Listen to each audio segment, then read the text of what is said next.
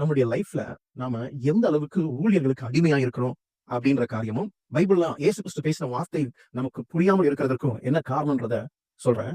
நல்லா பாருங்க. 1 கொரிந்தியர் 14ஆம் அதிகாரம் 27, 28ல அந்நிய பாஷைய பேசுகிறவங்க 2, 3 பேர் பேசணும் அப்படின்றார். ஓகேங்களா? சபையில. சரி, ஓகே. ஒருவன் அந்த அர்த்தத்தையும் சொல்லணும் அப்படின்றதையும் பவுல் சொல்றார். ஓகேங்களா? ஆனா அர்த்தத்தை சொல்லலைன்னா சபையில பேசாமல் தனக்கும் தேவனுக்கும் தெரியப்பட பேசக்கிறவன். என்னன்னா அதோடைய அர்த்தம், அந்நிய பாஷையோட அர்த்தம் நமக்கு தெரியல. அதை வியாக்கியானம் பண்ற அளவுக்கு ஒரு ஆளுக்குமே அங்கே அந்த வரம் ஒரு ஆளுமே அந்த வரத்தை பெற்றுக்கொள்ளல அப்படின்னா பேசக்கூடாதுன்னு பவுல் பைபிள்ல தெளிவா எழுதியிருக்கிறாரு. ஆனா நீங்க யோசிங்க, உங்க சபையில எத்தனை பாஸ்டருக்கு இந்த அந்நிய பாஷை பேசுகிறவர்களுக்குரிய அந்த வியாக்கியான வரம் இருக்குதுன்னு நீங்க சொல்றீங்க? நீங்க பேசுற பாஷைக்கு அர்த்தம் கேட்டுக்கீங்களா உங்க பாஸ்டர்கிட்ட? அல்லது உங்க பாஸ்டருக்கு தான் இதோட அர்த்தம் தெரியுமா? ஆனா நீங்க நானும் ஏதோ ஒரு பொய்யான ஒரு மாய்மான தளத்துக்குள்ளே மூழ்கி கிடக்கும்ன்றது இதையாவது நீங்க புரிஞ்சுக்கிறீங்களா?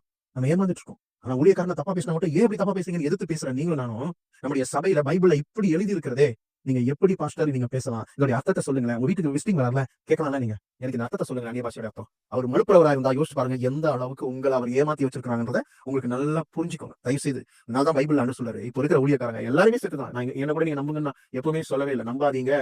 கிறிஸ்துவண்டைக்கு கிட்ட போங்கன்னு தான் நம்ம வீடியோவே நம்ம போடுறது. அவர்கிட்ட போங்க, அவரிடத்துல கற்றுக்கொள்ளுங்க. இந்த ஒரு விஷயம் போதும், நீங்களும் நானும் வஞ்சிக்கப்பட்டு இருக்கோன்றத நல்லா புரிஞ்சுக்கொள்ளணும். ஏன் நம்மளால கேட்க முடியல? ஏன்னா நமக்கு தைரியம் இல்ல. ஏன்னா நமக்கு அதுக்கு முன்னாடி நம்ம தான் பேச வச்சிட்டாங்க. நீ மோசடிக்கு விரோதமா பேசினா குஷ்டம் வந்துரும், அது வந்துரும், இது வந்துரும் சொல்லி நம்மள மழுப்புறாங்க. ஆனா இயேசு கிறிஸ்து மட்டும் எல்லா ஊழியக்காரனையும் கலாச்சாரம், பரிசேயன் சதுசேயன் எல்லாரையுமே மாய்மாலக்காரனே 12 வயசுலயே கலாச்சாரங்க அவரு. அவர் பயப்படவில்லை. ஏன்னா அவருடைய வார்த்தை தான் உண்மையில் என்பதை அவருக்கு அங்கீகாரம் இருந்துச்சு. அந்த அதிகாரம் இருந்தது. அது கிருபையுள்ளதா இருந்ததுனால அவர் பயப்படவே இல்லை. ஏன்னா அவர் தான் வார்த்தை, பைபிள் எழுதுறதே அவர் தான். ஆனா நீங்களும் நானும் பயப்படுறோம்னா என்ன அர்த்தம்? நீங்க கிறிஸ்துவ ஃபாலோ பண்றாளா? நான் ஒரு மாய்மாலத்தனமா எனக்கு என்ன சபையில ஆசீர்வாதத்தை தருவாங்க ஊழியக்காரன், அதை நம்பி வாழ்றீங்களா? யோசிச்சு பாருங்க. ஆல்ரெடி நீங்க ஒரு மழுப்பல், உங்க மேல ஒரு பெரிய சபைகள் உங்களுக்கு ஒரு பெரிய பொய்ய பூசிட்டாங்க, மேல பூசிட்டாங்க. உங்க மைண்ட் எல்லாம் அதுலதான் இருக்குது. தேவன் பேசினா எப்படிங்க கேட்கும்?